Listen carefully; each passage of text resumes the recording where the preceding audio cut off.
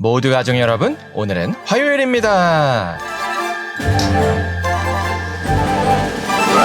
여러분은 언제 가장 간절히 기도해 보셨나요? 사실 교회 생활하면서 기도처럼 가장 많이 하는 것도 없는데 기도처럼 배우지 않는 것도 별로 없는 것 같아요. 그렇다면 정말로 우리 인생의 문제를 해결하는 기도법은 무엇일까요? 그 답이 바로 오늘 본문에 있어요. 그래서 오늘 묵상을 잘 들어보시면 인생의 답답함도 풀고 문제도 해결되는 맞는 기도법을 아실 수 있을 거예요. 그러면 오늘도 묵상에 잘 참여해 주시고요. 꼭 댓글로 무엇을 느꼈는지를 나눠주세요. 그러면 오늘 시편의 한 절이라도 암기하는 것 잊지 마시고요. 오늘 본문인 시편 69편 듣고 올게요. 제69편 다윗의 시. 인도자를 따라 소사님에 맞춘 노래. 하나님이여, 나를 구원하소서. 물들이 내 영혼에까지 흘러 들어왔나이다. 나는 설 곳이 없는 깊은 수렁에 빠지며 깊은 물에 들어가니 큰 물이 내게 넘치나이다. 내가 부르짖음으로 피곤하여 나의 목이 마르며 나의 하나님을 바라서 나의 눈이 쇠하였나이다. 까닭없이 나를 미워하는 자가 나의 머리털보다 많고 부당하게 나의 원수가 되어 나를 끊으려 하는 자가 강하였으니 내가 빼앗지 아니한 것도 물어주게 되었나이다. 하나님이여, 주는 나의 우매함을 아시오니 나의 죄가 주 앞에서 숨김이 없나이다. 주 만군의 여호와여, 주를 바라는 자들이 나를 인하여 수치를 당하게 하지 마옵소서. 이스라엘의 하나님이여, 주를 찾는 자가 나로 말미암아 욕을 당하게 하지 마옵소서. 내가 주를 위하여 비방을 받았사오니 수치가 나의 얼굴에 덮였나이다. 내가 나의 형제에게는 객이 되고 나의 어머니의 자녀에게는 낯선 사람이 되었나이다. 주의 집을 위하는 열성이 나를 삼키고 주를 비방하는 비방이 내게 미쳤나이다. 내가 곡하고 금식하였더니 그것이 도리어 나의 욕이 되었으며 내가 굵은 배로 내 옷을 삼았더니 내가 그들의 말거리가 되었나이다. 성문에 앉은 자가 나를 비난하며 독주의 취한 무리가 나를 두고 노래하나이다. 여호와여, 나를 반기시는 때 내가 주께 기도하오니 하나님이여, 많은 인자와 구원의 진리로 내게 응답하소서. 나를 수렁에서 건지사 빠지지 말게 하시고 나를 미워하는 자에게서와 깊은 물에서 건지소서. 큰 물이 나를 휩쓸거나 깊음이 나를 삼키지 못하게 하시며 웅덩이가 내 위에 덮쳐 그것에 입을 닫지 못하게 하소서.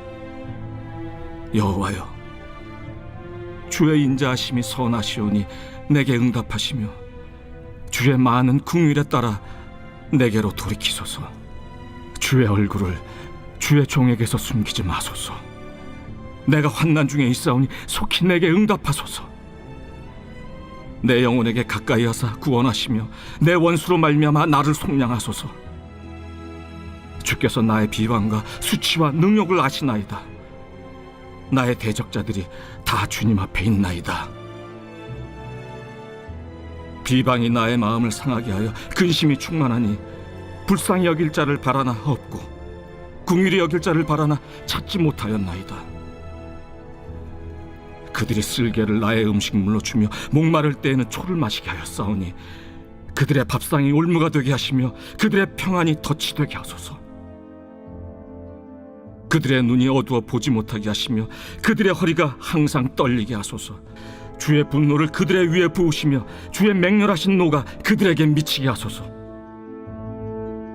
그들의 거처가 황폐하게 하시며 그들의 장막에 사는 자가 없게 하소서. 무릇 그들이 주께서 치신 자를 핍박하며 주께서 상하게 하신 자의 슬픔을 말하였사오니 그들의 죄악에 죄악을 더하사 주의 공의에 들어오지 못하게 하소서. 그들을 생명책에서 지우사 의인들과 함께 기록되지 말게 하소서. 오직 나는 가난하고 슬프오니 하나님이여, 주의 구원으로 나를 높이소서. 내가 노래로 하나님의 이름을 찬송하며 감사함으로 하나님을 위대하시다 하리니 이것이 곧 뿔과 굽이 있는 황소를 드림보다 여호와를 더욱 기쁘시게 함이 될 것이라. 곤고한 자가 이를 보고 기뻐하나니 하나님을 찾는 너희들아, 너희 마음을 소생하게 할지어다. 여호와는 궁핍한 자의 소리를 들으시며 자기로 말미암아 갇힌 자를 멸시하지 아니하시나니 천지가 그를 찬송할 것이요 바다와 그 중에 모든 생물도 그리할지로다. 하나님이 시온을 구원하시고 유다 성읍들을 건설하시리니 무리가 거기에 살며 소유를 삼으리로다. 그의 종들의 후손이 또한 이를 상속하고 그의 이름을 사랑하는 자가 그 중에 살리로다.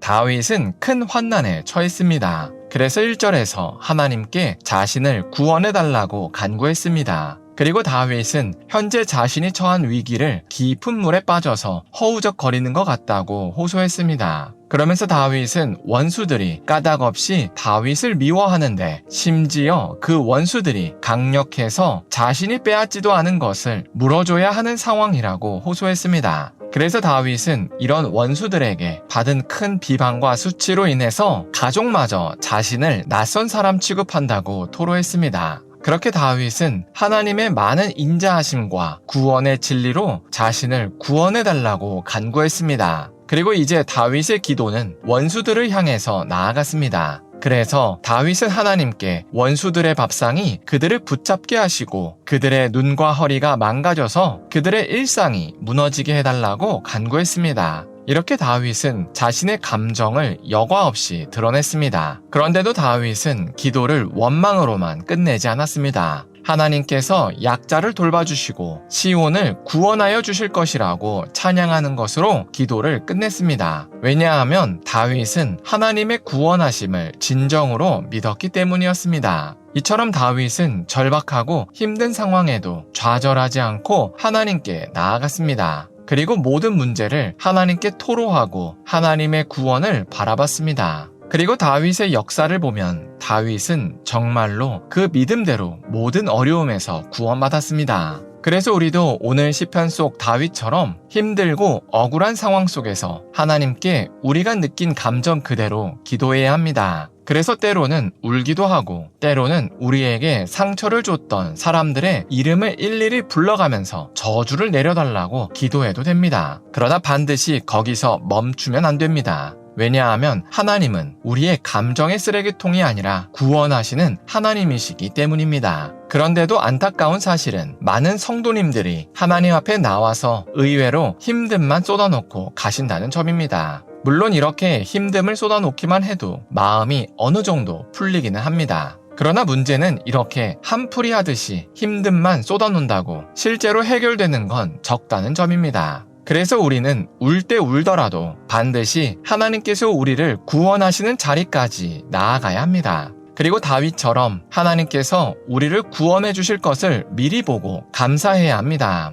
그리고 하나님께 이런 어려운 상황에서 무엇을 어떻게 해야 하는지를 매우 상세히 여쭤봐야 합니다. 그러면 하나님께서 때로는 하나님께서 구원해 주실 것을 믿고 잠잠히 기다리라고도 하시고 때로는 우리가 직접 몸을 움직여서 어떤 일을 행하라고 말씀하시기도 하십니다. 그러면 그렇게 받은 응답대로 한 걸음씩 따라가다 보면 어느 순간 우리의 문제가 해결된 것을 경험하게 됩니다. 그래서 우리가 오늘 하루를 살 때 하나님께 우리의 문제를 들고 나아가서 감정을 있는 그대로 쏟아놓았으면 좋겠습니다. 그러나 반드시 거기서 한 걸음 더 나아가서 하나님의 구원을 경험하기 위해서는 무엇을 어떻게 해야 하는지를 묻고 그대로 실행했으면 좋겠습니다. 기도하겠습니다. 사랑의 하나님, 시편 69편을 통해서 하나님께 기도할 때 감정만 쏟아놓으면 안 되고 하나님의 구원을 바라봐야 한다는 걸 나눴습니다. 그래서 우리도 힘들고 억울한 일이 있을 때 그 문제를 하나님께 들고 나아갈 수 있게 하여 주시옵소서.